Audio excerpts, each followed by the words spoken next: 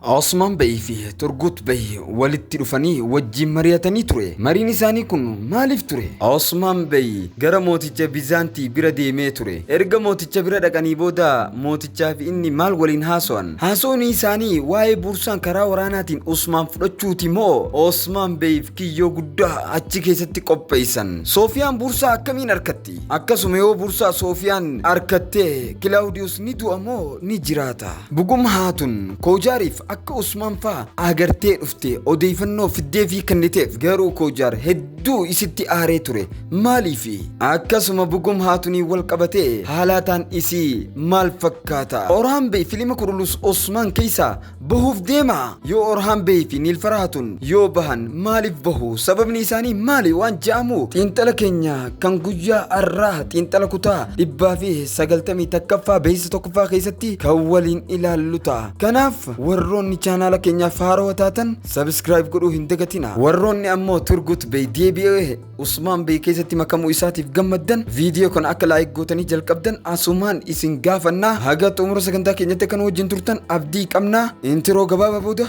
walitti dachaana. Xiinxala keenya guutuu isaa afaan Oromootiin argachuudhaaf YouTube chaanaala Oro Record dhibbakee jiru jala seenuudhaan viidiyoo footoo bifa kanaan jirtu jala seentanii daawwachuu ni dandeessu.